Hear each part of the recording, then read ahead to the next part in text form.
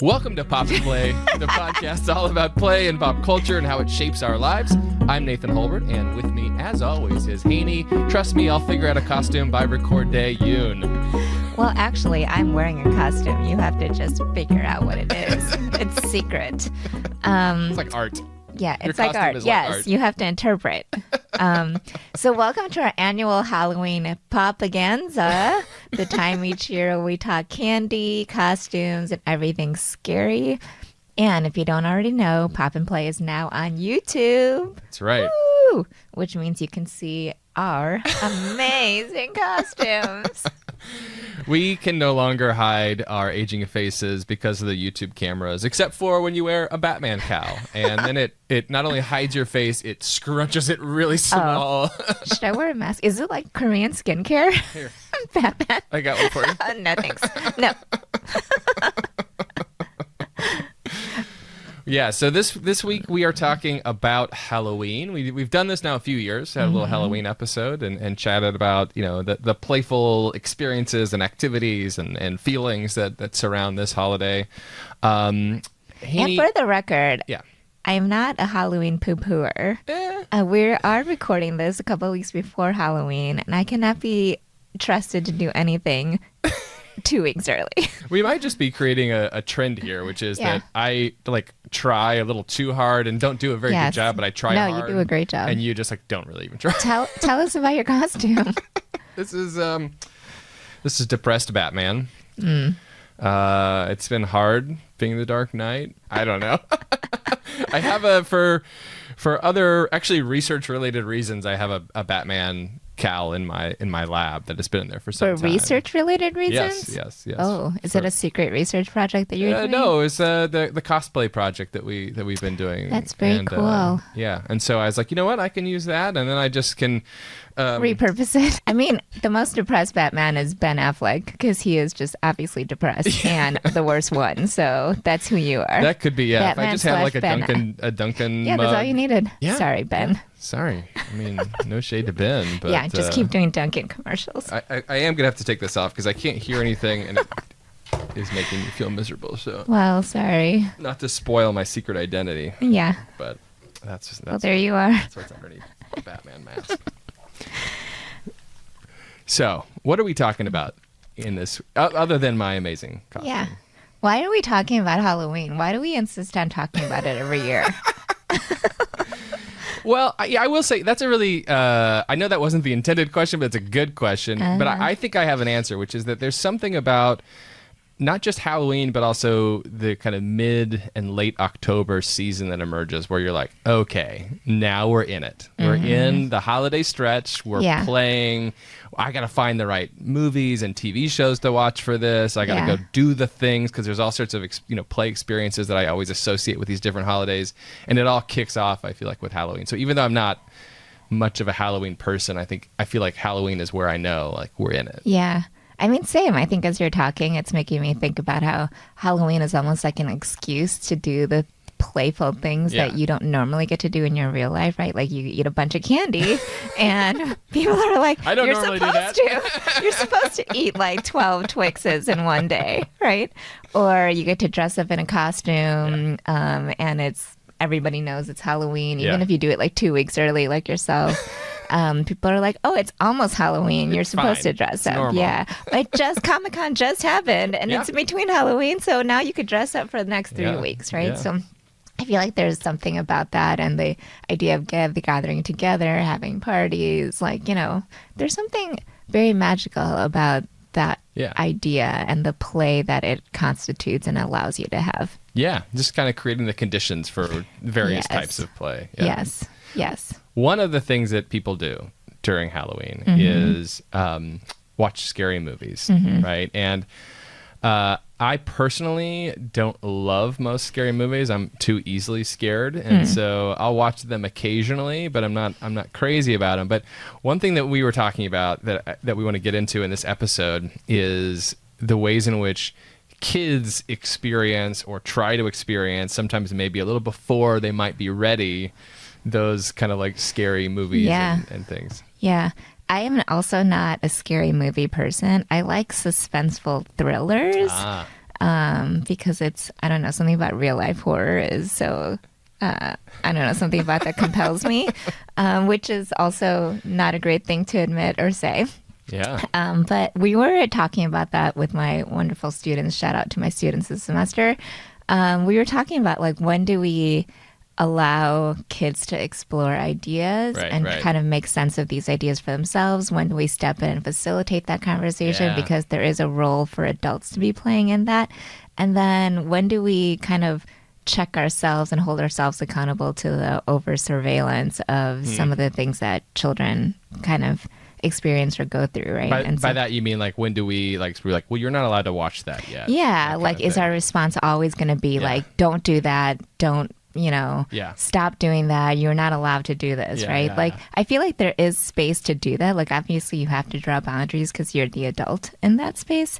But I also feel like that default answer to do that without any kind of real explanation or understanding or working these things out together or apart, you lose like an opportunity. Yeah, well, speaking as a parent, there's consequences for your kid seeing something that they're not yet capable of like processing. There's consequences in that they will be very sad. They'll be upset. There might be like some sleepless nights, which has now consequences for my sleep schedule. But like seeing your child... Has that happened to you? Of course. But seeing your child scared and sad is like, makes you feel bad. And so there's these kind of like reasons why, I think also just in kind of more, I don't know if it's like, some sort of a natural instinct. Like, so what do you do in those scenarios? Well, I don't know that I have an answer. I definitely feel like there was some things that we just didn't ever watch in our house when the kids were very young. And then I also feel though that has a consequence of, as they've gotten older, they don't have an interest in it, right? Like I'm trying to remember which scary movie it was that I suggested we watch the other night, and they were all like, no. I don't want to watch that. Why would we want to watch that? But then on the flip side of this, and I mean, this is maybe getting a little ahead of ourselves, but like a few years ago, so they were, my youngest was pretty young still, and my oldest was maybe in middle school or something. They started watching with their older cousin the Stranger Things TV show, the Netflix series, right? Yeah. And I was like, really? That's a little scary. And they were like, that's fine. And they didn't care at all. They enjoyed it. They love it. And like they're into that stuff now. So the ways in which we kind of try to do certain protection, the ways in which we kind of build interests and kind of enthusiasm for these types of things, and then also the way in which they just do it naturally, I think are it's not, there's not like a plan. It just kind of happens. Yeah, I think it's also making me think about taste, right? And the things that you actually end up liking or not liking, right? Because I think, like I might think something is very scary, but then someone might be like, that's so stupid. And I think about that not just with horror as a genre. I feel like we also like to think about horror as a genre as evil or whatever. Yeah. There's always like a myth around it. Yeah. But like, even if you think of comedy, right? There's some things that people think are funny, and sometimes people are like, that's not funny at all, right? And I think it's a matter of your taste. And I think it's useful for children even, because they're human beings, you guys. They actually have real feelings and real thoughts that we don't give them opportunity sometimes to develop a taste, right? To develop like an identity around something that they really are passionate about or can get around. And that's partly why we do this podcast, right? Is these acts of play kind of help you to develop a passion or a taste or, an inkling or an inquiry over something. Yeah. So, and many kids are kind of intrigued by these things, right? Like, whereas maybe my kids or some kids are like not sure. There is this kind of like kid culture to get into things that are a little beyond them. So I know you've had some examples and experiences with this. Yeah. So my example is I feel like these journeys into some of these inappropriate topics, right, are so much more complicated than they might seem. And so I think our initial reaction is to be like, as soon as you start talking about Michael Myers or Freddy Krueger or death or something, we're going to stop you right away. Because it's like, don't do that, right? Are they still talking about Michael Myers and Freddy Krueger? Or is that just... that's still in the air. Okay. Well, I feel like I don't know. I don't really know actually, because I haven't been in a classroom in a little while. So who knows? Who knows? But anyway, so, in my research, I get to spend a lot of time with young children, young people between the ages of 5 to 7, which is actually very delightful. What they have to say. And I have definitely been in classrooms around the Halloween-ish season. Right. Which has brought about a lot of conversations about Halloween. And so I do recall that there was a group of kids talking about Halloween and what costumes they're going to wear. And that conversation quickly led to scary movies. They're talking about Michael Myers. Yeah. They're talking about Freddy Krueger. And they're like having a whole debate about who is real, right? Like, and they kept saying Michael Myers is real. Who's real? Okay. And I saw him at the high school. They talked about how they saw him at the high school down the street. So then they freaked out some of the kids because they're like, my sister goes to that high school, right? Oh and my so they're like God. all scared and they're talking about, well, you know what? I went to a Halloween party and I stabbed him in the heart. And he's dead, right? And then one kid's like, you don't got no heart. You can't stab him in the heart, right? Try. And so, like, they're talking about how he doesn't have a heart. They're talking about chainsaws. And then all of a sudden it led to raccoons in the attic, bloody raccoons, right? So I just feel like it's like this Just a journey jumping from like one conversation to the other conversation. And Amazing. what I found out in the process is I feel like they're having these conversations to work out some of their fears, right? And so they're okay, this is going to happen now, or we're going to stab this person in the heart because then that person is not going to attack your sister who goes to the high school. Well, also the fact that it's at the high school also like tips their hand a little bit. Like, that's a little scary at the high school. Those older kids. Right. And so I just feel like there's a lot of working through that is happening, and they are using scary tropes, but these scary tropes are not necessarily doing the same things that scary movies are actually doing, right? And so I feel like it's not to say that 5-year-olds should be watching Halloween or anything like that. Sure. But I think I'm saying that the things that they talk about isn't necessarily always what we in our imagination or adult mindset always go towards, right? Right.